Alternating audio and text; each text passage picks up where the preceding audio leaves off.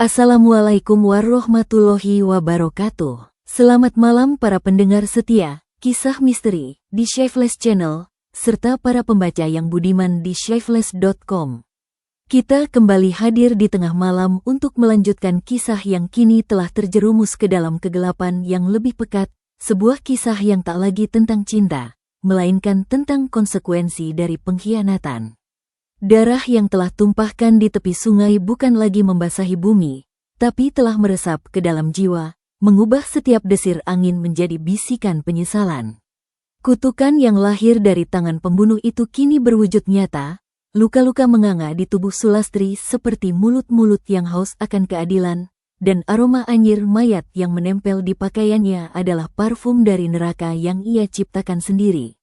Dalam keputusasaannya, ia yakin hanya ada satu jalan untuk menghentikan siksaan ini, menemukan kepala Sutirah. Tapi apakah pencarian itu akan membawa ampunan, atau justru membawanya ke tepian jurang yang lebih dalam? Tempat kematian bukanlah akhir, melainkan gerbang menuju siklus kekal yang mengerikan. Mari kita simak bersama, bagaimana teror yang dimulai dari sebuah golok, harus diselesaikan dengan darah lagi. Hari-hari berlalu dalam kabut ketakutan bagi Sulastri. Setiap pagi ia bangun dengan harapan bahwa semua yang terjadi hanyalah mimpi buruk yang panjang. Tapi setiap pagi, kenyataan yang sama menyambutnya, bau amis yang menempel di tubuhnya, bisikan-bisikan yang tak pernah berhenti, dan bayangan-bayangan yang mengintai di setiap sudut. Bau itu semakin menjadi-jadi. Awalnya hanya tercium olehnya, tapi sekarang orang lain juga bisa menciumnya.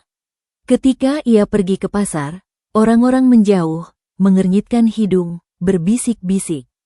Beberapa pelanggan setia yang dulu selalu membeli jamunya sekarang menghindari standnya, memilih untuk membeli dari pedagang lain.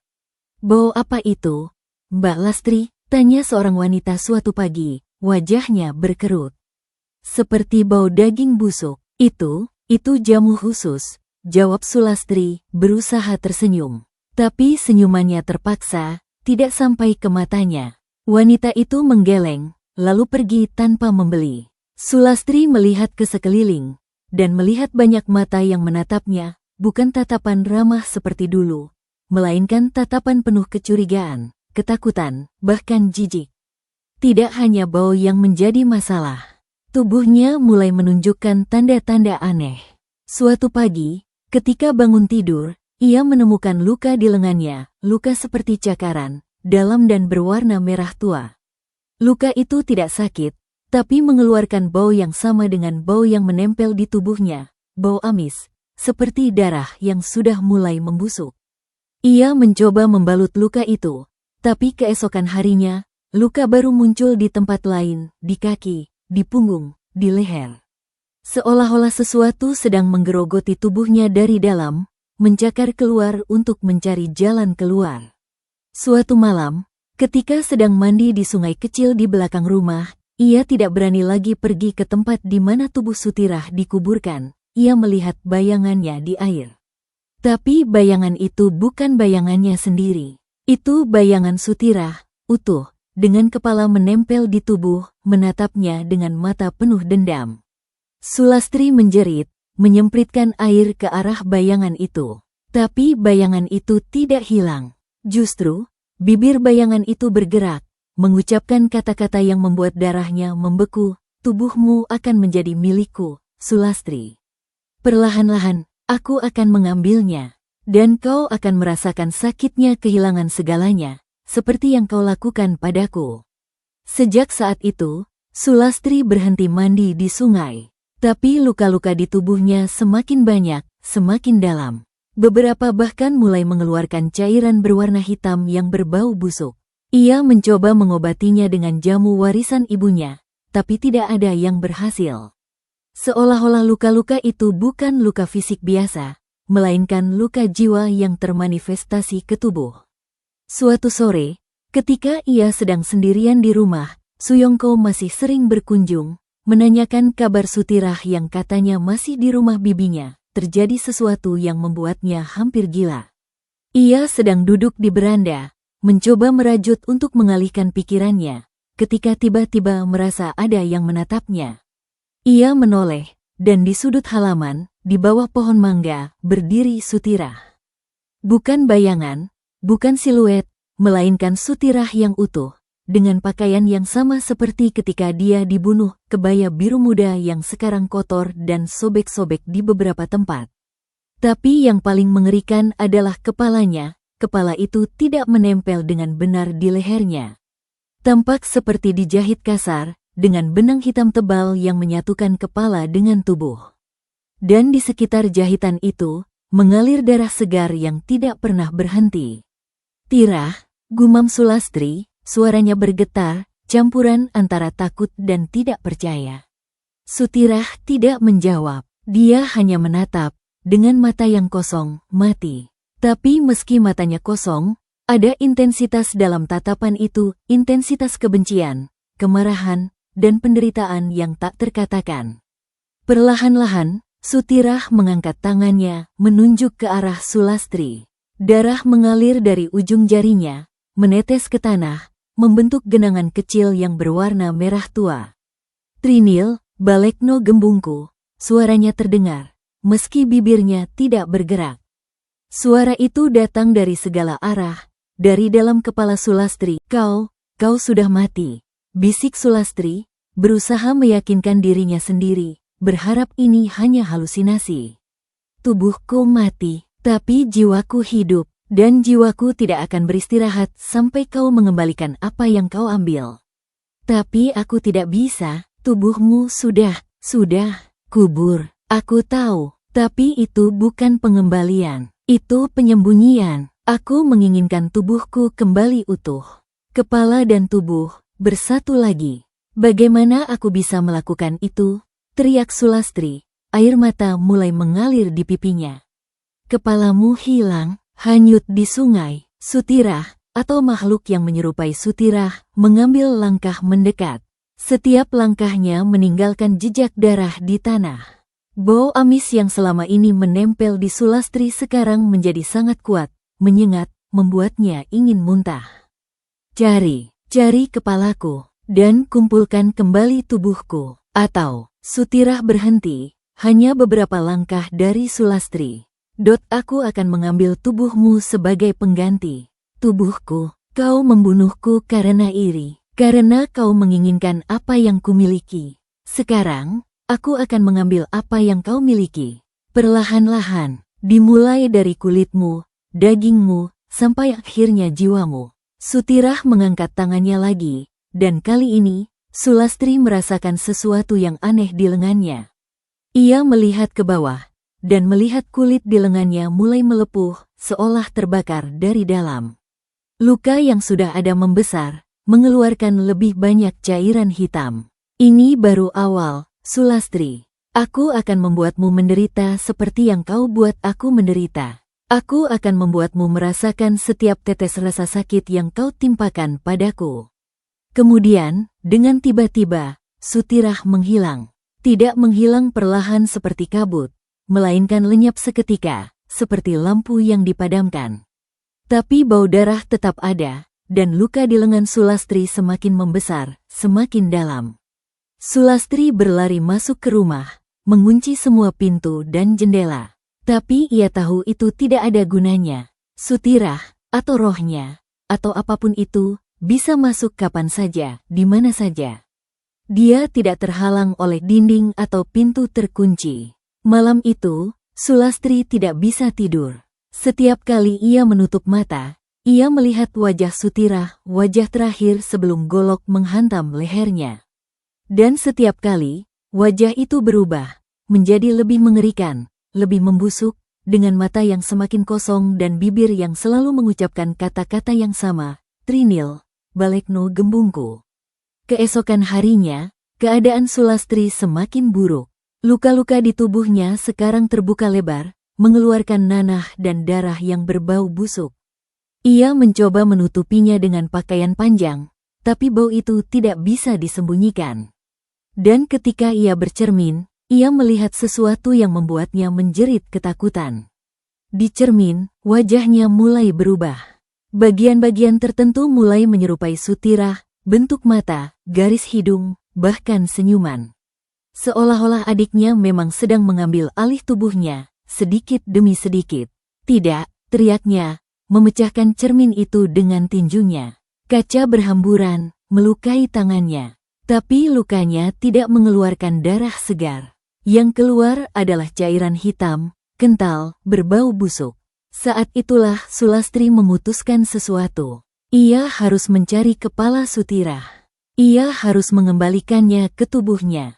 Mungkin itu satu-satunya cara untuk menghentikan semua ini. Dengan sisa tenaga, ia pergi ke sungai tempat ia membunuh Sutirah. Tempat itu sekarang terlihat berbeda. Tanah di mana ia mengubur tubuh adiknya sekarang ditumbuhi bunga-bunga aneh, bunga yang sama seperti yang ia lihat dulu, berbentuk seperti mata manusia, berwarna merah tua. Dan bunga-bunga itu, ketika ditiup angin, seolah berkedip, seperti mata yang sedang mengamatinya. Sulastri mulai mencari di sepanjang sungai, menyusuri tepian, melihat ke dalam air yang keruh. Tapi tidak ada tanda-tanda kepala Sutirah. Mungkin sudah hanyut jauh, mungkin sudah dimakan ikan, mungkin terkubur dalam lumpur. Setelah berjam-jam mencari tanpa hasil, Sulastri jatuh ke tanah, menangis putus asa. Aku tidak bisa menemukannya, Tirah. Aku tidak bisa, maka bersiaplah menerima konsekuensinya. Suara itu terdengar lagi, kali ini dari arah kuburan Sutirah. Sulastri menoleh dan melihat sesuatu yang membuat darahnya membeku. Tanah di kuburan Sutirah bergerak, seperti sesuatu sedang berusaha keluar dari dalamnya. Kemudian, sebuah tangan muncul, tangan Sutirah, dengan kuku yang panjang dan kotor, mencengkeram tanah, berusaha menarik tubuhnya keluar. Tapi tubuh itu tidak memiliki kepala. Dari leher yang terpotong, keluar sesuatu seperti akar-akar hitam yang bergerak-gerak, mencari-cari sesuatu. Kepalaku, di mana kepalaku? Suara itu keluar dari tubuh tanpa kepala itu, parau dan penuh penderitaan. Sulastri berteriak, lalu berlari sekuat tenaga. Ia tidak berhenti sampai tiba di rumah, dan bahkan kemudian, ia tidak merasa aman. Karena ia tahu, tidak ada tempat yang aman lagi. Sutirah akan terus mencarinya, terus menghantuinya, sampai mendapatkan apa yang diinginkannya. Malam itu, ketika ia sedang mencoba tidur, meski tahu itu mustahil, terjadi sesuatu yang baru. Bukan penampakan, bukan bisikan, melainkan sentuhan. Ia merasa ada yang menyentuh kakinya. Sentuhan itu dingin, lembab, seperti daging yang sudah lama berada di dalam air. Kemudian sentuhan itu merambat ke betisnya, ke pahanya, seperti tangan yang merayap di bawah selimut. Sulastri membuka selimut dengan gemetar, dan melihat sesuatu yang membuatnya menjerit keras. Tangan itu, tangan Sutirah, dengan kulit yang sudah pucat dan membengkak, merayap di kakinya. Dan tangan itu tidak sendirian. Dari bawah tempat tidur, muncul lebih banyak tangan-tangan lain, semuanya pucat, semuanya basah, semuanya meraih ke arahnya. Kembalikan kami, kembalikan tubuh kami. Suara-suara itu berbisik, bukan hanya satu suara, melainkan banyak suara, semuanya parau, semuanya penuh penderitaan. Sulastri melompat dari tempat tidur, berlari keluar kamar. Tapi di ruang tamu, lebih banyak tangan menunggu, tangan-tangan yang muncul dari lantai, dari dinding, dari langit-langit. Semuanya meraih ke arahnya, mencoba menangkapnya. Tolong, tolong siapa saja, teriaknya, tapi ia tahu tidak ada yang akan mendengar. Rumahnya terpencil, jauh dari tetangga, dan bahkan jika ada yang mendengar, siapa yang akan menolong seorang pembunuh? Ia berlari keluar rumah, ke halaman yang gelap. Tapi di sana, di bawah sinar bulan, berdiri sosok yang sudah ia takuti, Sutirah, utuh kali ini, dengan kepala yang menempel di tubuhnya. Tapi kepala itu terbalik, menghadap ke belakang, dengan mata yang masih menatapnya. Kau pikir kau bisa lari dariku, Sulastri? Kau pikir kau bisa melupakan apa yang kau lakukan? Maafkan aku, Tirah, aku minta maaf. Tangis Sulastri, jatuh berlutut di tanah. Maaf tidak cukup, maaf tidak akan mengembalikan nyawaku. Maaf tidak akan menyatukan kepalaku dengan tubuhku.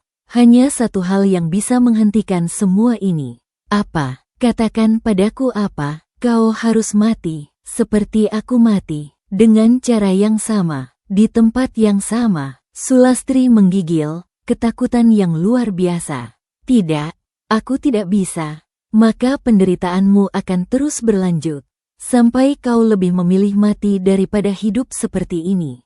Kemudian Sutirah menghilang lagi, meninggalkan Sulastri sendirian di halaman, menangis dalam keputusasaan. Dan di kejauhan, dari arah sungai, terdengar suara burung trinil berkicau, seolah menertawakan penderitaannya. Sulastri tahu, ia terjebak. Tidak ada jalan keluar. Ia harus menemukan kepala Sutirah, atau harus mati. Tapi bagaimana mungkin menemukan sesuatu yang sudah hilang di sungai besar? Dan bagaimana mungkin ia membunuh dirinya sendiri? Dengan langkah gontai, ia kembali ke rumah. Tapi sebelum masuk, ia melihat sesuatu di depan pintu, sebuah paket kecil, dibungkus daun pisang. Dengan hati-hati, ia membukanya. Di dalamnya, terdapat sebilah golok yang sama yang ia gunakan untuk membunuh Sutirah. Mata golok itu berkilat dalam cahaya bulan, seolah baru saja diasah. Dan di gagangnya, terdapat tulisan yang diukir dengan kasar, gunakanlah. Akhiri penderitaanmu, atau akhiri penderitaanku. Sulastri menjatuhkan golok itu, seperti benda itu membakar tangannya. Tapi kemudian, dengan perlahan, ia mengambilnya kembali. Golok itu terasa dingin di tangannya, tapi juga terasa benar. Seolah-olah itu adalah satu-satunya jalan keluar. Ia menatap golok itu lama, lalu menatap ke arah sungai, ke arah tempat ia membunuh adiknya. Dan untuk pertama kalinya sejak semua ini terjadi, sebuah pikiran muncul di benaknya, pikiran yang gelap, putus asa, tapi juga melegakan. Mungkin Sutirah benar, mungkin kematian adalah satu-satunya jalan keluar. Tapi jika ia harus mati, ia tidak akan mati sendirian. Dengan senyum sinis yang pertama kali sejak pembunuhan itu, Sulastri menyimpan golok itu di balik baju. Ia punya rencana terakhir, dan rencana itu melibatkan Suyongko. Karena jika ia harus pergi, ia akan membawa serta orang yang menjadi penyebab semua ini. Orang yang membuatnya membunuh adiknya sendiri. Darah telah ditumpahkan, dan darah, seperti yang dikatakan Sutirah, harus dibayar dengan darah. Tapi kali ini, bukan hanya darahnya sendiri yang akan tertumpah. Fajar menyingsing dengan warna kelabu yang suram, mencocokkan suasana hati Sulastri yang gelap dan putus asa. Golok yang ditemukannya semalam sekarang tersembunyi di balik pakaiannya, terasa berat seperti beban dosa yang tak terangkat. Setiap langkahnya terasa seperti menyeret rantai, setiap tarikan napas seperti menghirup udara penuh abu. Hari ini, Sulastri memutuskan untuk melakukan pencarian terakhir. Ia harus menemukan kepala Sutirah. Bukan karena ia ingin menebus dosa, sudah terlambat untuk itu, tapi karena ia punya rencana lain. Rencana yang melibatkan Suyongko dan kematian mereka bertiga. Dengan keranjang di tangan, berpura-pura mencari bahan jamu, Sulastri menyusuri tepian sungai.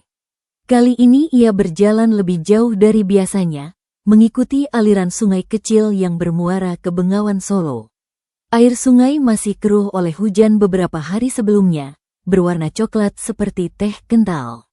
Di beberapa tempat, terbentuk pusaran kecil yang memutar daun-daun dan ranting-ranting yang hanyut. "Di mana kau, Tirah?" gumamnya, matanya menyisir setiap sudut, setiap celah di antara bebatuan. "Di mana kepalamu?" Seolah menjawab pertanyaannya. Bisikan itu kembali terdengar, "Dekat, aku dekat, tapi kau tidak bisa melihatku." Sulastri berhenti, menoleh ke sekeliling. Tidak ada siapa-siapa, hanya dia dan sungai, dan hutan di seberang yang tampak lebih gelap dari biasanya. "Tunjukkan padaku, jika kau ingin tubuhmu kembali. Tunjukkan di mana kau," teriaknya, suaranya pecah oleh emosi. "Ikuti suaraku, ikuti panggilanku." Dan kemudian, Sulastri mendengar sesuatu, bukan bisikan, melainkan suara nyanyian. Suara perempuan, lembut dan merdu, menyanyikan lagu yang familiar. Lagu pengantar tidur yang dulu selalu dinyanyikan ibu mereka untuk mereka berdua saat masih kecil. "Tira," bisik Sulastri, jantungnya berdebar kencang, sebuah harapan palsu muncul di hatinya. Ia mengikuti suara itu, menyusuri tepi sungai. Suara itu semakin jelas, semakin dekat. Dan kemudian, di sebuah tikungan sungai di mana airnya lebih tenang, terbentuk sebuah telaga kecil, ia melihat sesuatu. Di tengah telaga, di atas batu datar yang muncul di permukaan air, duduk seorang perempuan. Perempuan itu membelakangi Sulastri, rambut hitam panjangnya terurai menutupi punggungnya. Dia mengenakan kebaya biru muda, kebaya yang sama seperti yang dikenakan Sutirah saat dibunuh. "Tira," panggil Sulastri lagi. Langkahnya terlatih-tatih mendekati tepi telaga, hatinya berdebar kencang. Perempuan itu berhenti bernyanyi, lalu perlahan menoleh. Dan Sulastri melihat wajahnya, wajah Sutirah, tapi tidak seperti penampakan sebelumnya. Wajah ini masih segar, masih hidup, dengan mata yang berbinar dan bibir yang tersenyum lembut. "Kakak," ucap perempuan itu, suaranya seperti musik. "Aku sudah menunggumu." Kau hidup?" tanya Sulastri, tidak percaya, harapan mulai tumbuh di hatinya.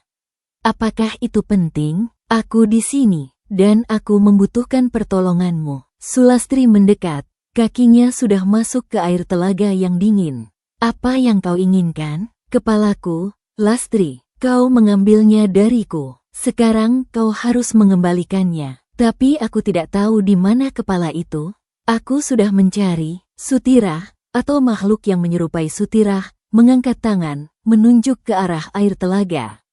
"Di sini, kau membuangnya di sini." Sulastri menatap air yang jernih. Di dasar telaga, di antara bebatuan dan tanaman air, ia melihat sesuatu yang bulat dan pucat. Kepala Sutirah, dengan mata tertutup, rambut berkembang seperti ganggang di air.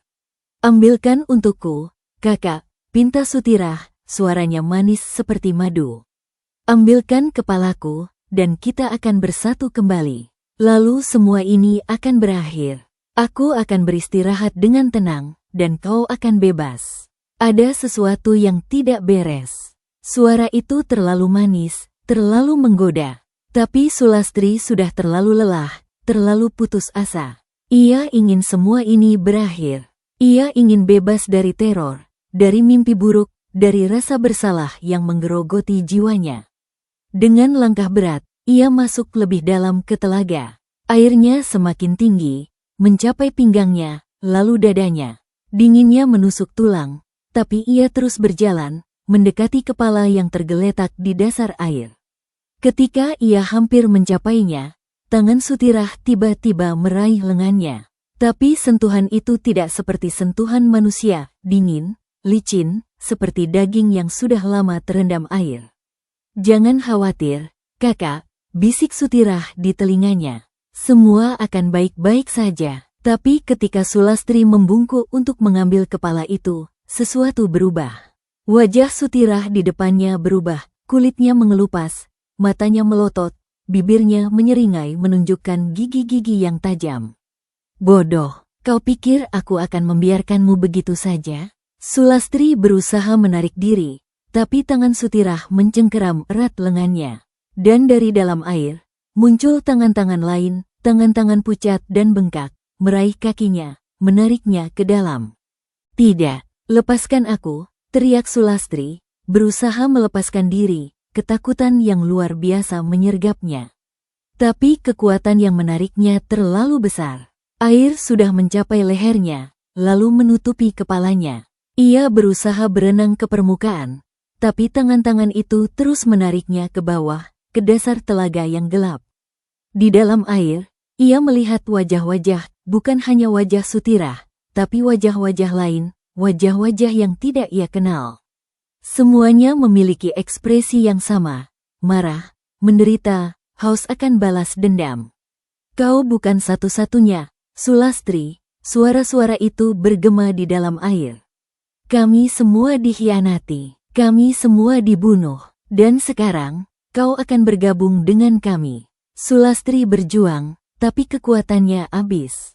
Paru-parunya terbakar membutuhkan udara. Matanya mulai berkunang-kunang. Dan di saat-saat terakhir sebelum pingsan, ia melihat kepala Sutirah di dasar telaga membuka mata, dan bibirnya membentuk senyuman kemenangan. Tapi kemudian, sesuatu yang aneh terjadi. Tangan-tangan yang menariknya tiba-tiba melepaskan. Sebuah kekuatan lain menariknya ke atas, ke permukaan. Dengan batuk-batuk dan terengah-engah, Sulastri muncul kembali ke udara, diselamatkan oleh tangan yang kuat yang menariknya ke tepi. Lastri, kau baik-baik saja? Sulastri membuka mata, dan melihat Suyongko berlutut di sampingnya, wajahnya penuh kekhawatiran. Suyongko, apa kau di sini? Aku mencarimu. Ketika sampai di rumahmu, kau tidak ada. Aku khawatir terjadi sesuatu. Suyongko menatapnya, matanya penuh pertanyaan. Apa yang kau lakukan di sini? Dan, kenapa kau berteriak? Sulastri melihat ke arah telaga. Airnya tenang kembali. Tidak ada perempuan, tidak ada kepala, tidak ada tangan-tangan. Hanya telaga biasa dengan bebatuan dan tanaman air. Ada sesuatu di dalam air. Gumamnya, tubuhnya masih menggigil, sok dengan apa yang baru saja terjadi. Suyongko membantu Sulastri berdiri. Kau kedinginan. Ayo, kita pulang. Sepanjang perjalanan pulang, Sulastri diam. Ia tidak bisa menjelaskan apa yang terjadi. Apakah itu halusinasi? Apakah pikirannya sudah begitu rusak sehingga ia mulai melihat hal-hal yang tidak ada? Tapi ketika mereka tiba di rumah, sesuatu menunggu mereka. Di depan pintu, tergantung di dinding, ada sesuatu yang membuat Sulastri berteriak ketakutan. Kepala Sutirah. Tapi bukan kepala seperti yang ia lihat di telaga. Kepala ini sudah membusuk sebagian, dengan kulit yang mengelupas dan mata yang kosong. Rambutnya masih basah, meneteskan air yang berbau seperti sungai. Tuhan, Suyongko berbisik, wajahnya pucat. Apa itu? Sulastri tidak bisa menjawab. Ia hanya bisa menatap kepala itu, mulutnya terbuka lebar oleh teror. Dan kemudian, kepala itu berbicara. Bibirnya yang sudah membusuk bergerak, mengucapkan kata-kata yang sama, Trinil, Balekno Gembungku. Suyongko mundur, hampir terjatuh. Itu suara Tirah. Tapi bagaimana? Dia membunuhku. Mas Yong, kepala itu terus berbicara, matanya yang kosong menatap Suyongko. Dia membunuhku karena cemburu, karena dia menginginkanmu. Suyongko menatap Sulastri, matanya penuh ketidakpercayaan.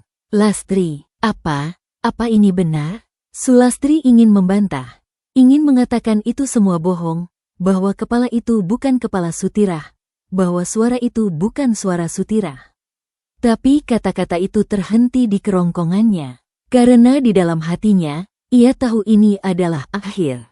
Kebohongannya terbongkar, dosa terungkap. Maaf, bisiknya, air mata mengalir di pipinya. Aku tidak bermaksud. Dia memukul kepalaku dengan kayu.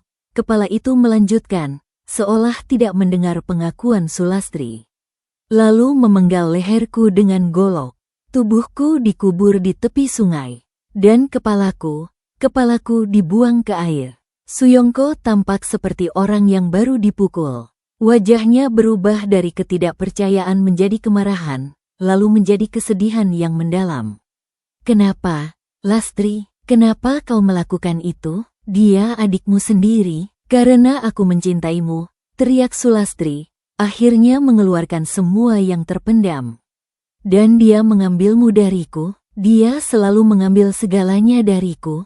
Perhatian ayah, kasih sayang ibu, dan sekarang kau. Jadi kau membunuhnya? Suyongko menggeleng, air mata mulai mengalir di pipinya. Kau membunuh orang yang paling tidak bersalah hanya karena perasaan cemburu? Kau tidak mengerti, kau tidak tahu bagaimana rasanya selalu menjadi yang kedua. Selalu diabaikan. Suyongko menarik napas dalam, mencoba menenangkan diri. Tapi ketika ia melihat kepala Sutirah lagi, kemarahannya meledak. Aku mencintainya, Lastri. Bukan karena dia lebih cantik atau lebih baik darimu, tapi karena dia tulus, dia murni, dan kau telah menghancurkan semua itu. Dia harus membayar. Mas Yong, kepala Sutirah berbicara lagi. Dia harus mengembalikan tubuhku, atau dia harus mati seperti aku. Suyongko menatap kepala itu, lalu menatap Sulastri. Apa yang kau inginkan, Tirah? Katakan padaku, aku akan melakukannya. Bawa tubuhku ke sini, satukan aku kembali, lalu lakukan apa yang harus dilakukan. Sulastri mengerti apa yang dimaksud. Sutirah menginginkan kematiannya, kematian yang sama seperti yang dialaminya. Tidak, bisiknya, mundur selangkah.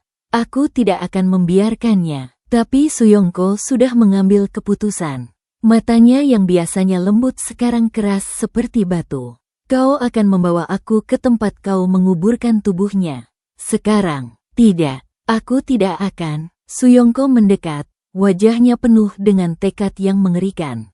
Kau akan, Lastri, atau aku akan membawamu dengan paksa. Sulastri melihat ke sekeliling, mencari jalan keluar.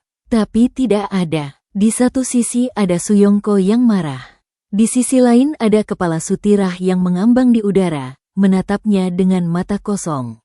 Dan di dalam dirinya, ada rasa bersalah yang akhirnya muncul ke permukaan, menghancurkan semua pembenaran yang selama ini ia ciptakan. Dengan kepala tertunduk, ia mengangguk. Baik, aku akan membawamu. Perjalanan ke tepi sungai terasa seperti perjalanan menuju tempat eksekusi. Setiap langkah terasa berat, setiap tarikan napas terasa seperti yang terakhir. Suyongko berjalan di belakangnya, diam, tapi Sulastri bisa merasakan kemarahannya, kesedihannya. Sesampainya di tempat itu, Sulastri menunjuk ke sebuah gundukan tanah yang sekarang ditumbuhi bunga-bunga aneh berbentuk mata. Di sana, katanya, suaranya hampir tidak terdengar. Suyongko mengambil sekop yang masih tertinggal di tempat itu, sekop yang sama yang digunakan Sulastri untuk mengubur tubuh Sutirah, dan mulai menggali. Setiap tusukan sekop ke tanah terasa seperti tusukan ke hati Sulastri. Ia menyaksikan, tidak bisa bergerak, tidak bisa berkata-kata, saat Suyongko mengeluarkan tubuh tanpa kepala itu dari kuburan dangkal. Tubuh itu sudah mulai membusuk, tapi masih bisa dikenali sebagai Sutirah. Masih mengenakan kebaya biru muda yang sama, dengan tangan terlipat di dada seperti dalam tidur. Suyongko menangis ketika melihat tubuh itu. Tangisannya keras, penuh kesedihan yang mendalam. Oh, Tirah, maafkan aku. Maafkan aku karena tidak melindungimu. Kemudian ia menoleh ke Sulastri, matanya merah oleh air mata dan kemarahan. Sekarang, satukan. Sulastri mengambil kepala Sutirah yang dibawa Suyongko.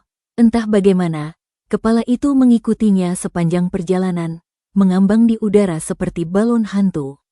Dengan tangan gemetar, ia mendekatkan kepala itu ke tubuh. Tapi sebelum menyatukannya, kepala itu berbicara untuk terakhir kalinya. Ini bukan akhir, Sulastri. Ini baru awal, karena darah yang tertumpah tidak akan pernah bisa dibersihkan. Dan arwah yang terluka tidak akan pernah bisa beristirahat.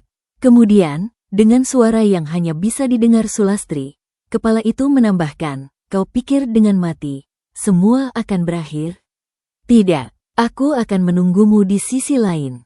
Dan di sana, hukumannya akan lebih mengerikan. Sulastri menempatkan kepala itu di leher tubuh Sutirah. Dan sesuatu yang aneh terjadi. Kulit di sekitar potongan mulai menyatu, menjahit sendiri, meninggalkan bekas luka yang kasar tapi utuh. Dalam sekejap, tubuh dan kepala Sutirah bersatu kembali. Tapi itu bukan penyatuan yang indah. Wajah Sutirah pucat, matanya tertutup, tapi senyuman kecil menghiasi bibirnya, senyuman yang penuh dengan kepuasan dan dendam yang terbalaskan. Suyongko melihat semuanya dengan mata tak percaya. Tapi kemudian, ia mengambil golok yang dibawa Sulastri, golok yang sama yang digunakan untuk membunuh Sutirah, dan menatap Sulastri. Ada keadilan yang harus ditegakkan, Lastri, katanya, suaranya datar, tanpa emosi. Dan keadilan itu mengatakan, nyawa dibayar dengan nyawa. Sulastri tidak melawan. Ia sudah lelah. Lelah berlari, lelah bersembunyi, lelah hidup dengan rasa bersalah. Ia menutup mata, menerima takdirnya. Tapi sebelum golok itu diayunkan, ia membuka mata sekali lagi, menatap tubuh Sutirah yang sudah utuh. Dan untuk sesaat, ia pikir melihat mata Sutirah terbuka, menatapnya dengan tatapan yang mengatakan, kau berikutnya. Kemudian, ada suara tebasan, dan segalanya menjadi gelap. Tapi bagi Sulastri, kegelapan itu tidak lengkap. Karena di dalam kegelapan, ia masih bisa mendengar suara yang sama yang telah menghantuinya selama ini, Trinil, Balekno Gembungku. Dan ia tahu, ini bukan akhir. Ini hanya awal dari sesuatu yang lebih mengerikan. Karena di dunia arwah, Sutirah masih menunggu. Dan di sana, hukumannya baru akan dimulai. Kegelapan itu tidak sunyi. Di dalamnya, Sulastri masih bisa mendengar suara air sungai yang mengalir, mendengar bisikan angin di pepohonan, mendengar tangisan yang jauh, seperti tangisan jiwa-jiwa yang tersesat. Dan yang paling jelas, ia mendengar suara itu, Trinil, Balekno Gembungku. Bergema tanpa henti, seperti mantra yang tak pernah berakhir, sebuah pengingat akan dosa yang telah dilakukannya. Ia mencoba membuka mata, tapi tidak ada yang bisa dilihat. Hanya kegelapan pekat, tanpa cahaya, tanpa bentuk, sebuah kehampaan yang mengerikan. Ia mencoba bergerak, tapi tubuhnya tidak merespons. Seolah-olah ia hanya kesadaran yang mengambang di ruang hampa, tanpa wujud, tanpa batas, sebuah hukuman yang kekal. Selamat datang, kakak. Suara itu dekat sekarang, sangat dekat. Seperti bisikan di telinganya. Dan kemudian, perlahan-lahan, cahaya mulai muncul, cahaya redup, kehijauan, seperti cahaya kunang-kunang di malam hari. Cahaya itu membentuk siluet, dan siluet itu perlahan-lahan menjadi jelas. Sutirah berdiri di hadapannya, utuh, dengan kepala menempel di tubuhnya. Tapi wajahnya berbeda, lebih pucat, lebih transparan, seperti terbuat dari kabut. Sebuah penampakan roh yang mengerikan. Di mana aku? Tanya Sulastri, atau setidaknya, ia berpikir bertanya.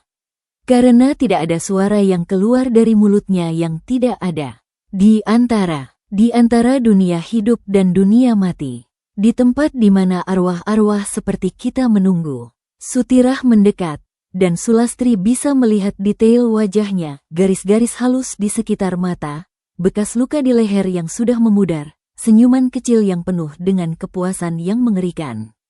Kau membunuhku. Aku, tidak, kakak. Kau yang membunuh dirimu sendiri. Dengan kebencianmu, dengan kecemburuanmu. Aku hanya memastikan keadilan ditegakkan. Sulastri ingin membantah, ingin marah, tapi tidak ada energi untuk itu. Yang ada hanya kelelahan yang mendalam. Dan penyesalan yang akhirnya muncul, penyesalan yang selama ini ia tekan, ia sembunyikan di balik pembenaran dan rasionalisasi. Maafkan aku, Tirah, bisiknya, atau berpikir membisikkan. Aku tidak seharusnya. Maaf, Sutirah tertawa, tapi tawanya tidak mengandung kebahagiaan. Maaf tidak akan mengembalikan nyawaku. Maaf tidak akan menghapus rasa sakit ketika golokmu memenggal leherku. Maaf tidak akan menghapus ketakutan, pengkhianatan, yang kurasakan di detik-detik terakhir hidupku. Lalu apa yang kau inginkan? Aku sudah mati, apalagi yang bisa kuberikan?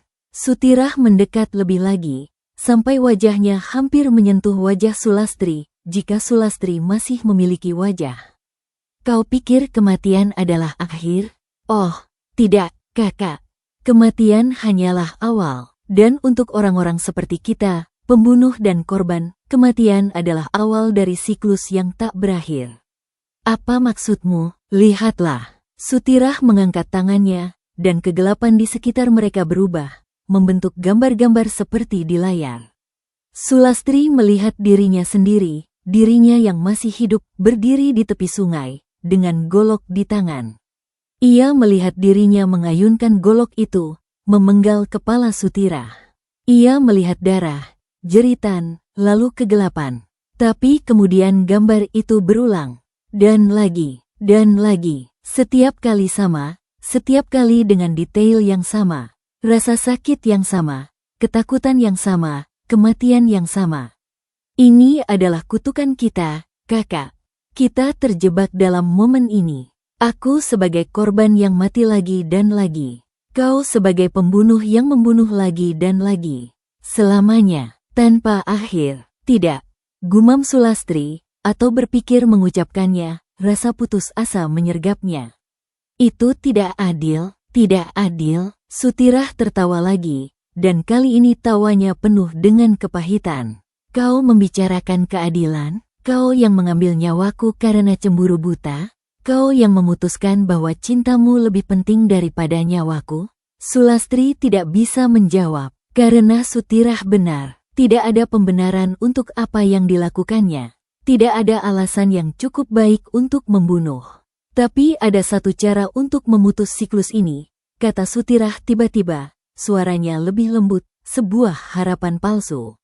Cara apa? Kau harus benar-benar menyesal. Bukan menyesal karena ketahuan, bukan menyesal karena menderita, tapi menyesal karena perbuatanmu sendiri. Menyesal karena telah mengambil nyawa. Menyesal karena telah mengkhianati ikatan darah. Tapi aku menyesal, aku benar-benar menyesal. Tunjukkan padaku, tunjukkan penyesalanmu yang sebenarnya. Dan tiba-tiba, Sulastri tidak lagi berada di ruang kegelapan. Ia kembali ke tepi sungai, di hari pembunuhan itu. Golok ada di tangannya. Sutirah berdiri di depannya, dengan mata penuh ketakutan. Tolong, Mbak, jangan. Sutirah memohon. Persis seperti yang terjadi dulu. Sulastri memegang golok itu, merasakan beratnya di tangan. Ia tahu apa yang harus dilakukan, mengayunkan golok, memenggal leher adiknya, mengulangi siklus lagi. Tapi kali ini, sesuatu berbeda. Kali ini, ia melihat Sutirah bukan sebagai saingan, bukan sebagai penghalang untuk kebahagiaannya. Ia melihat Sutirah sebagai adiknya, sebagai darah dagingnya, sebagai bagian dari dirinya yang tidak bisa dipisahkan. Dan untuk pertama kalinya, penyesalan yang sebenarnya muncul, penyesalan yang dalam, yang menyakitkan, yang berasal dari pengakuan bahwa apa yang dilakukannya salah, tanpa syarat, tanpa pembenaran. Ia menjatuhkan golok itu. Aku tidak bisa, bisiknya, air mata mengalir di pipinya. Aku tidak bisa melakukannya lagi. Dan saat itu, sesuatu berubah. Sutirah di depannya tersenyum, bukan senyum penuh dendam, melainkan senyum penuh kedamaian. Akhirnya kau mengerti. Tapi kemudian, pemandangan itu berubah lagi. Kini mereka berada di sebuah ruangan yang terang, dengan kursi-kursi kosong di sekelilingnya. Di depan mereka, berdiri seorang perempuan yang pernah Sulastri lihat di mimpi-mimpinya. Perempuan dengan gaun putih dan rambut panjang. Aku adalah penjaga tempat ini, kata perempuan itu, suaranya seperti gemerisik daun. Tempat di mana arwah-arwah seperti kalian datang untuk menerima pengadilan. Pengadilan? Tanya Sulastri. Setiap tindakan memiliki konsekuensi. Setiap dosa memiliki hukuman. Dan kalian berdua, pembunuh dan korban, terikat dalam siklus yang harus diputus. Perempuan itu menunjuk ke kursi-kursi kosong. Dulu, kursi-kursi ini penuh dengan arwah-arwah seperti kalian yang terjebak dalam siklus balas dendam tanpa akhir. Tapi satu persatu, mereka menemukan penyesalan yang sebenarnya. Dan satu persatu, mereka dibebaskan. Bagaimana caranya dibebaskan? Tanya Sutirah. Dengan pengampunan, korban harus memaafkan, pembunuh harus benar-benar menyesal. Dan ketika kedua syarat itu terpenuhi, perempuan itu mengangkat tangannya, dan cahaya putih terang memancar dari tangannya, menyelimuti Sulastri dan Sutirah. Maka ikatan itu terputus. Sulastri merasakan kehangatan yang belum pernah ia rasakan sejak pembunuhan itu. Kehangatan yang membersihkan, yang menyembuhkan, yang memaafkan. Tirah, bisiknya, menatap adiknya. Aku minta maaf, aku benar-benar minta maaf. Untuk segalanya, Sutirah menatapnya, dan untuk pertama kalinya sejak kematiannya, matanya tidak lagi penuh kebencian. Yang ada hanya kesedihan dan penerimaan. Aku memaafkanmu, Mbak, bukan karena kau pantas dimaafkan, tapi karena aku lelah membenci. Aku lelah terjebak dalam siklus ini. Cahaya semakin terang, menyelimuti mereka sepenuhnya. Dan Sulastri merasakan sesuatu yang terlepas, seperti rantai yang selama ini membelenggunya akhirnya putus. Kalian bebas, kata perempuan itu, suaranya semakin lembut, semakin jauh. Bebas dari siklus, bebas dari kutukan. Sekarang, pergilah, temukan kedamaianmu. Dan kemudian, segalanya menjadi putih. Putih yang murni, putih yang damai. Tapi kedamaian itu tidak berlangsung lama. Karena ketika cahaya putih itu memudar, Sulastri tidak menemukan dirinya di surga atau di tempat kedamaian abadi. Ia menemukan dirinya kembali di tepi sungai, dengan golok di tangannya, dan Sutirah berdiri di depannya, dengan mata penuh ketakutan. Tolong, Mbak, jangan. Sutirah memohon, persis seperti sebelumnya. Tidak, teriak Sulastri. Ini seharusnya sudah berakhir, aku sudah menyesal, dia sudah memaafkanku, tapi Sutirah di depannya tidak mendengarkan. Dia terus memohon, terus menangis. Dan Sulastri merasakan dorongan yang sama, dorongan untuk mengayunkan golok, untuk memenggal, untuk membunuh. Kau lihat, suara Sutirah terdengar, tapi bukan dari Sutirah di depannya. Suara itu datang dari dalam kepalanya. Penyesalanmu tidak tulus, pengampunanku tidak tulus. Kita masih terikat, selamanya terikat, tapi aku benar-benar menyesal, aku benar-benar. Apakah kau menyesal karena membunuhku? Atau kau menyesal karena harus menderita akibat pembunuhan itu? Apakah kau menyesal karena mengambil nyawaku? Atau kau menyesal karena kehilangan kebahagiaanmu? Sulastri tidak bisa menjawab, karena dalam hatinya yang paling dalam, ia tahu jawabannya. Ia menyesal karena menderita. Ia menyesal karena dihantui. Ia menyesal karena kehilangan Suyongko. Tapi apakah ia benar-benar menyesal karena membunuh Sutirah? Apakah ia benar-benar menyesal karena mengambil nyawa adiknya sendiri? Dan saat pertanyaan itu muncul, ia tahu jawabannya. Tidak, ia tidak menyesal karena membunuh. Ia hanya menyesal karena konsekuensinya. Dan itulah mengapa kita akan tetap di sini, bisik Sutirah. Selamanya, dalam siklus yang tak berakhir. Kau akan membunuhku. Aku akan mati, lalu kita akan mengulanginya lagi. Dan lagi, dan lagi. Sulastri menjatuhkan golok itu, tapi golok itu kembali ke tangannya. Ia berusaha lari, tapi kakinya terpaku di tempat. Ia berteriak minta tolong, tapi tidak ada suara yang keluar. Dan kemudian, dengan kekuatan di luar kendalinya, tangannya mengayunkan golok. Suara tebasan, jeritan, darah. Kematian, lalu semuanya diulang lagi, dari awal, dengan ketakutan yang sama, dengan rasa sakit yang sama, siklus tanpa akhir, kutukan yang tak berakhir. Di antara siklus-siklus itu, dalam momen-momen singkat ketika ia tidak membunuh atau dibunuh, Sulastri melihat sekelilingnya.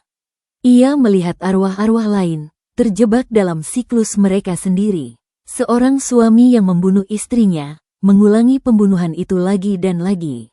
Seorang anak yang membunuh orang tuanya, terjebak dalam momen itu selamanya. Seorang sahabat yang mengkhianati sahabatnya, mengulangi pengkhianatan itu tanpa henti. Mereka semua terikat oleh hal yang sama, dendam yang tidak terselesaikan, penyesalan yang tidak tulus, pengampunan yang tidak diberikan.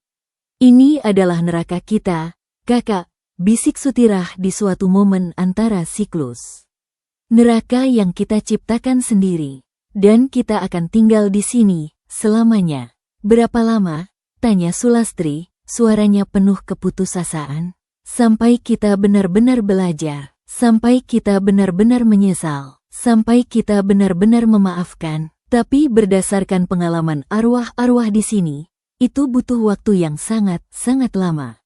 Bahkan mungkin, selamanya. Dan siklus itu berulang lagi. Dan lagi. Dan lagi. Setiap kali, Sulastri berharap kali ini berbeda. Setiap kali, ia berharap bisa mengubah akhirnya. Tapi setiap kali, hasilnya sama. Golok diayunkan, kepala terpenggal, darah tertumpah.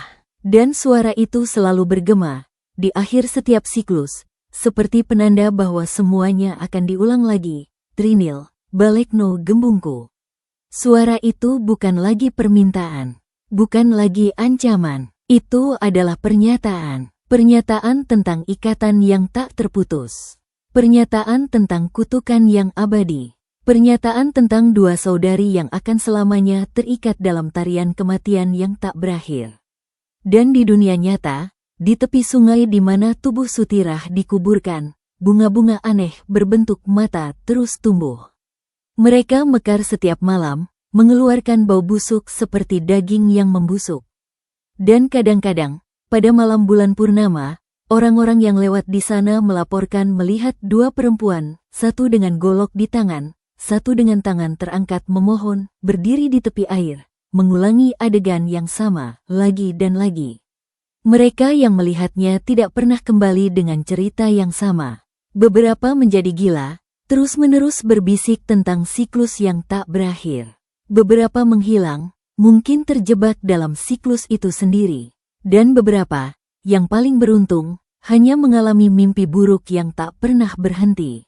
Tapi semua sepakat pada satu hal, di tempat itu, di tepi sungai di mana darah pernah tertumpah, teriakan itu masih terdengar sampai sekarang, bergema di antara pepohonan, berbisik di antara dedaunan, berdesir di dalam air. Trinil, Balekno Gembungku. Dan teriakan itu, seperti kutukan yang menimpanya, tak akan pernah berakhir. Waktu terus berlalu, mengikis kenangan seperti air mengikis batu. Desa Karanganyar perlahan berubah. Rumah-rumah baru dibangun, generasi tua meninggal, generasi muda tumbuh dengan cerita-cerita yang dianggap sekadar dongeng pengantar tidur. Tapi di tepi sungai kecil di belakang hutan, waktu seolah berhenti. Di sana, bunga-bunga aneh berbentuk mata masih tumbuh, mekar setiap malam dengan bau busuk yang mengingatkan pada kematian. Orang-orang desa masih menghindari tempat itu, terutama setelah matahari terbenam. Mereka bilang, tempat itu angker. Mereka bilang, arwah dua saudari masih berkeliaran di sana, terjebak dalam siklus balas dendam yang tak berakhir. Mereka bilang, jika mendengar suara perempuan berteriak, Trinil, Balekno Gembungku, di malam hari, segeralah pergi, karena siapapun yang melihat penampakan itu akan tertarik ke dalam siklus mereka. Tapi bagi sebagian orang, cerita-cerita itu hanya mitos. Bagi mereka yang rasional, bunga berbentuk mata itu hanyalah tanaman langka yang belum teridentifikasi. Suara teriakan di malam hari hanyalah suara burung hantu atau angin yang melintasi bambu. Dan penampakan dua perempuan, itu hanya permainan cahaya bulan dan bayangan pohon. Sampai suatu malam, sekelompok pemuda desa memutuskan untuk membuktikan sendiri. Kalian pengecut semua, kata Joko, pemuda berusia 20 tahun yang dikenal sebagai pemberani atau ceroboh, tergantung sudut pandang. Tidak ada hantu di sana, hanya cerita orang tua untuk menakuti anak-anak. Tapi banyak yang bilang mereka melihat sesuatu. Jo, sahut Andi, temannya yang lebih hati-hati. Pak Darmo, penjaga malam itu, dia bilang melihat dua perempuan di tepi sungai seminggu yang lalu. Satu memegang golok, satu lagi menangis. Pak Darmo sudah tua, matanya sudah rabun. Mungkin dia melihat bayangan sendiri, ejek Joko. Ayo, kita pergi malam ini. Kita buktikan sekali untuk selamanya. Kelompok itu terdiri dari 5 orang, Joko si pemberani, Andi si hati-hati, Budi si penakut, Cici satu-satunya perempuan dalam kelompok, yang bersikeras ikut karena tidak mau disebut pengecut, dan Rudi si pencari sensasi yang selalu membawa kamera untuk mengabadikan hal-hal aneh. Malam itu bulan purnama, memberikan cahaya cukup untuk melihat tanpa senter. Tapi cahaya bulan juga menciptakan bayangan-bayangan panjang yang bergerak-gerak, membuat setiap semak dan pohon terlihat seperti sosok yang mengintai. Kita hampir sampai, bisik Andi ketika mereka memasuki hutan kecil yang mengarah ke sungai.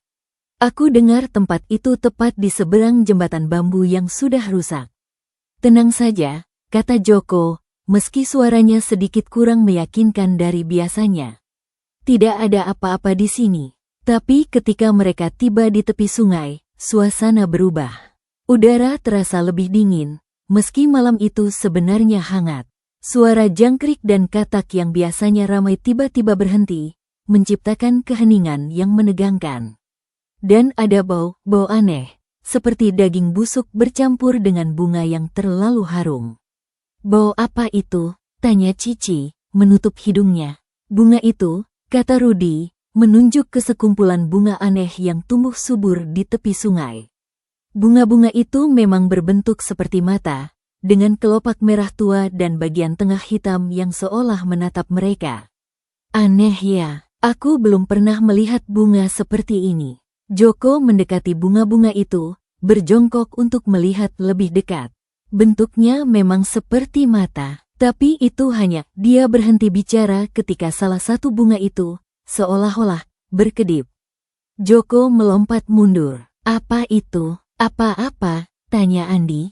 Bunga itu berkedip. Jangan bercanda, Jo, kata Budi, suaranya gemetar.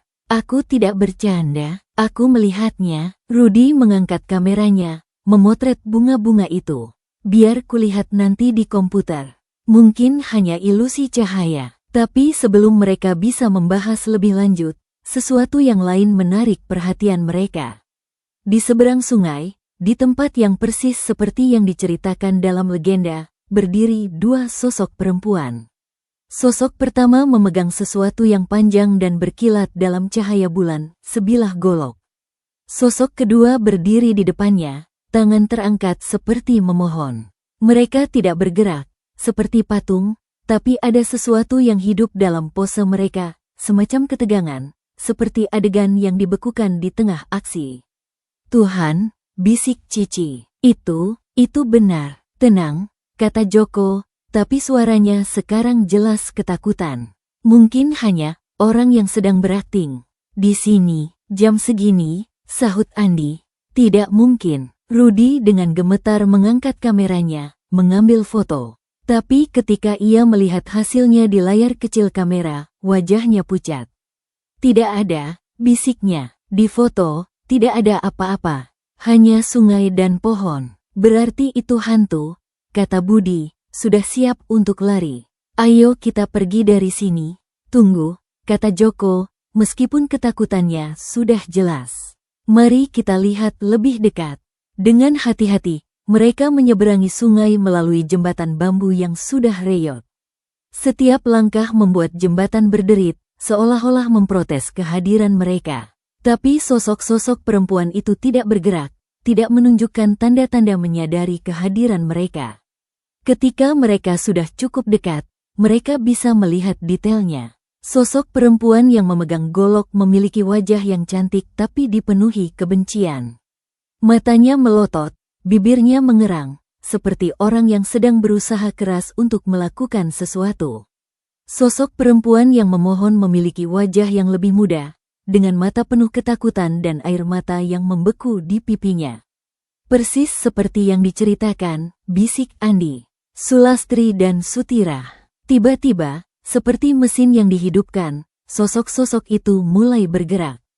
Perlahan-lahan, seperti film yang diputar frame demi frame. Sulastri mengangkat goloknya, Sutirah menjerit, tapi tidak ada suara yang keluar. Golok diayunkan, kepala Sutirah terpenggal, jatuh ke tanah, lalu menggelinding ke sungai. Tapi tidak ada darah, tidak ada suara, hanya gerakan-gerakan itu, diulang dengan presisi yang mengerikan, seperti rekaman yang diputar berulang-ulang. Kemudian, segalanya kembali ke posisi awal. Sulastri dan Sutirah kembali berdiri seperti semula, dalam pose yang sama, seolah-olah tidak ada yang terjadi. Lalu, setelah beberapa detik, gerakan itu diulang lagi. Ayunan golok, jeritan tanpa suara, kepala yang terpenggal, menggelinding, jatuh ke sungai. Astaga, bisik Cici, tangannya menutup mulut. Mereka mengulanginya, selamanya mengulanginya. Rudy terus memotret, meski tangannya gemetar hebat. Ini luar biasa. Bukti kehidupan setelah mati. Bukti kutukan. Tapi Budi sudah tidak tahan. Aku mau pergi, sekarang juga. Dia berbalik untuk lari, tapi kakinya tersandung akar pohon. Dia jatuh, dan dalam usahanya untuk bangun, tangannya menyentuh salah satu bunga berbentuk mata. Dan sesuatu yang mengerikan terjadi. Bunga itu, yang sebelumnya hanya diam, tiba-tiba bergerak. Kelopaknya menutup, mencengkeram tangan Budi seperti mulut kecil. Budi berteriak kesakitan, berusaha melepaskan tangannya, tapi bunga itu tidak melepaskan. Malah, bunga-bunga lain di sekitarnya mulai bergerak juga, merayap seperti ulat, mendekati Budi. "Tolong!" teriak Budi, ketakutan. "Tolong aku!" Joko dan yang lain berusaha membantu, menarik tangan Budi, tapi bunga itu mencengkeram terlalu kuat. Dan ketika mereka akhirnya berhasil melepaskannya, mereka melihat sesuatu yang membuat mereka muntah. Di tangan Budi, tepat di tempat bunga itu mencengkeram, terdapat luka berbentuk mulut kecil, luka yang menganga, dengan gigi-gigi kecil di dalamnya. Dan dari luka itu, keluar bukan darah, melainkan cairan hitam yang berbau busuk. "Kita harus pergi," teriak Andi. "Sekarang." Tapi ketika mereka berbalik untuk lari, mereka melihat bahwa jalan mereka sudah terhalang. Sosok-sosok perempuan itu, Sulastri dan Sutirah, tidak lagi berada di seberang sungai. Mereka sekarang berdiri di antara pemuda-pemuda itu dan jalan pulang. Dan kali ini, mereka tidak diam. Kepala Sutirah, yang seharusnya terpenggal, menoleh ke arah mereka. Dan matanya, mata yang seharusnya penuh ketakutan, sekarang penuh dengan kemarahan dan dendam. "Kalian tidak seharusnya datang ke sini." Suara itu terdengar, bukan dari mulut Sutirah, melainkan dari segala arah. "Tempat ini adalah milik kami, siklus kami, penderitaan kami. Kami minta maaf," teriak Joko, jatuh berlutut. "Kami tidak bermaksud mengganggu, tidak ada maaf untuk mereka yang mengganggu orang mati." Suara itu kembali, sekarang lebih keras, lebih marah. "Kalian ingin melihat kutukan? Kalian ingin melihat penderitaan? Baiklah.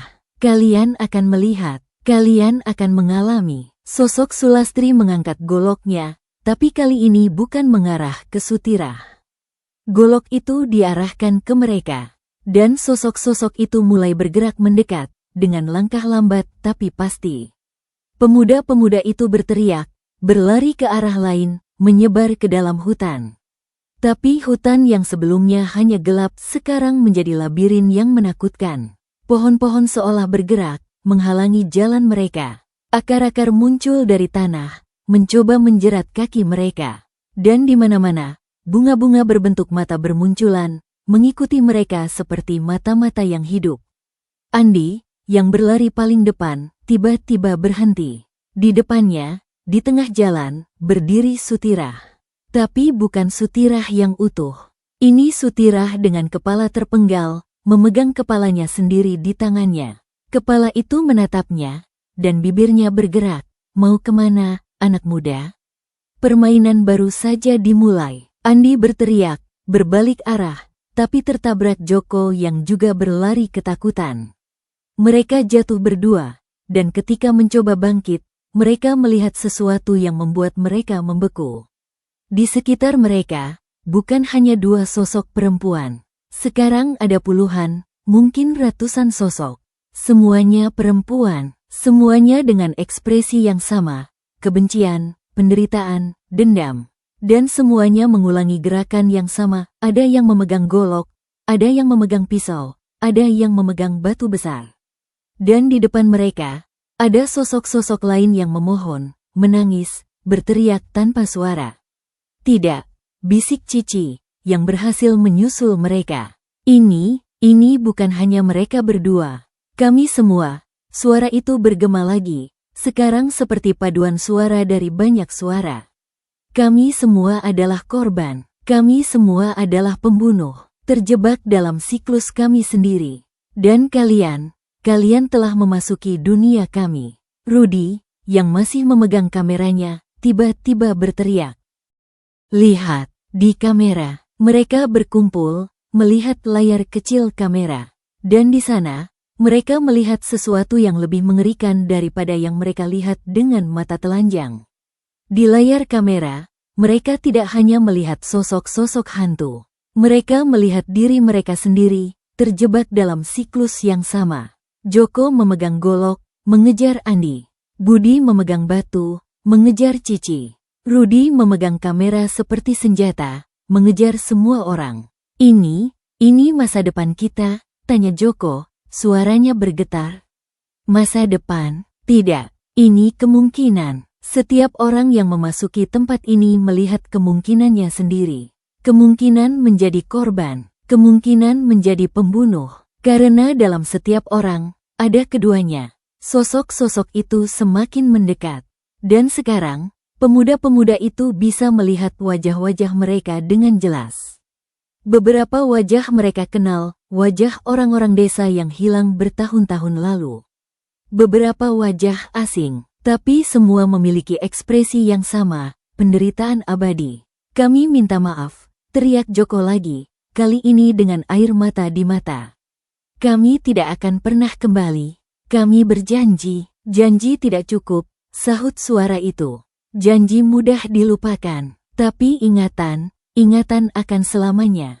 Dan kemudian, sesuatu yang aneh terjadi. Sosok-sosok itu tidak menyerang mereka. Malah, mereka berhenti, membentuk lingkaran di sekitar pemuda-pemuda itu. Lalu, satu persatu, mereka mulai menghilang, seperti kabut yang tersapu angin. Tapi sebelum benar-benar hilang, setiap sosok menunjuk ke arah mereka, dan bibir mereka bergerak, mengucapkan kata-kata yang sama, ingat kami. Ceritakan pada dunia, agar tidak ada yang membuat kesalahan yang sama. Dan kemudian, mereka semua hilang. Hanya tinggal Sulastri dan Sutira, berdiri seperti semula, dalam pose yang sama, mengulangi siklus pembunuhan mereka. Pemuda-pemuda itu tidak perlu disuruh 2 kali. Mereka lari, sekuat tenaga, tidak peduli akar yang menjerat, tidak peduli dahan yang mencakar. Mereka lari sampai mereka tiba di desa, sampai mereka melihat lampu-lampu rumah, sampai mereka merasa aman. Tapi mereka tidak akan pernah merasa benar-benar aman lagi. Keesokan harinya, mereka semua jatuh sakit, demam tinggi, mengigau, terus-menerus berteriak dalam tidur mereka. Ketika sadar, mereka bercerita tentang apa yang mereka lihat. Tapi tidak ada yang percaya. Orang-orang menganggap mereka keracunan jamur atau demam karena kedinginan. Hanya satu yang percaya, Pak Darmo, penjaga malam tua yang juga pernah melihat penampakan itu. Kutukan itu nyata, katanya pada mereka ketika mereka sudah cukup sehat untuk mendengarkan. Dan sekarang, kalian telah menjadi bagian darinya. Kalian mungkin tidak terjebak seperti mereka, tapi kalian membawa sebagian dari tempat itu dalam diri kalian. Dan benar, sejak malam itu, mereka semua berubah. Joko yang pemberani menjadi penakut, selalu melihat bayangan di setiap sudut. Andi yang hati-hati menjadi paranoid, tidak percaya pada siapapun. Budi, yang sudah penakut, sekarang tidak bisa tidur tanpa lampu menyala. Cici menjadi pendiam, selalu melamun. Dan Rudy menghapus semua foto yang diambil malam itu, dan membuang kameranya ke sungai. Tapi yang paling aneh adalah luka di tangan Budi. Luka berbentuk mulut kecil itu tidak pernah sembuh. Itu selalu terbuka, selalu mengeluarkan cairan hitam yang berbau busuk. Dan kadang-kadang, pada malam bulan purnama, luka itu seolah bergerak, seperti mulut yang sedang mengunyah sesuatu. Bertahun-tahun berlalu, desa Karanganyar berkembang, jalan dibangun, listrik masuk, generasi baru lahir dengan cerita-cerita baru. Tapi di tepi sungai kecil di belakang hutan, sesuatu tetap tidak berubah. Bunga-bunga berbentuk mata masih tumbuh di sana. Pada malam bulan purnama, 2 sosok perempuan masih terlihat, mengulangi siklus pembunuhan mereka. Dan kadang-kadang, jika angin bertiup dari arah sungai, orang-orang di desa masih bisa mendengar bisikan, seperti gema dari masa lalu, Trinil, Balekno Gembungku. Beberapa orang mengatakan itu hanya legenda. Beberapa mengatakan itu peringatan. Tapi bagi mereka yang pernah melihat, yang pernah mengalami, itu adalah kenyataan. Kenyataan bahwa beberapa dosa terlalu besar untuk dilupakan. Beberapa kutukan terlalu kuat untuk diputus. Dan beberapa teriakan terlalu keras untuk dibungkam oleh waktu. Di suatu tempat di antara dunia hidup dan dunia mati, di tepi sungai yang tenang, dua saudari masih berdiri. Satu dengan golok di tangan, satu dengan tangan terangkat memohon. Dan di antara mereka, ikatan yang tak terputus, ikatan darah, ikatan dendam, ikatan kutukan yang abadi. Mereka akan tetap di sana, mengulangi momen terakhir mereka selamanya. Karena dalam kasus mereka, tidak ada hanya teriakan yang tak pernah terjawab, Trinil, kembalikan badanku. Dan teriakan itu, seperti arus sungai yang tak pernah berhenti mengalir, akan terus bergema, dari generasi ke generasi, sebagai peringatan abadi tentang bahaya kecemburuan, dendam, dan pengkhianatan. Karena beberapa cerita tidak berakhir dengan mereka hidup bahagia selamanya. Beberapa cerita berakhir dengan mereka menderita selamanya. Dan cerita Sulastri dan Sutirah adalah salah satunya. Sebuah cerita yang dimulai dengan cemburu, diakhiri dengan kutukan. Sebuah cerita yang mengingatkan kita bahwa darah yang tertumpah tidak pernah benar-benar hilang. Itu meresap ke dalam tanah, tumbuh menjadi bunga aneh, dan bergema dalam bisikan angin, Trinil, Balekno Gembungku. Selamanya. Dan bagi kami di Kisah Misteri, ini adalah akhir dari episode kali ini. Terima kasih telah menyaksikan di Shyflash Channel serta untuk para pembaca di shyflash.com. Jangan lupa untuk memberikan dukungan kalian dengan menekan tombol like, menulis komentar, dan melakukan share. Sampai jumpa di episode berikutnya dengan kisah-kisah misteri yang tak kalah mencekam. Wassalamualaikum warahmatullahi wabarakatuh.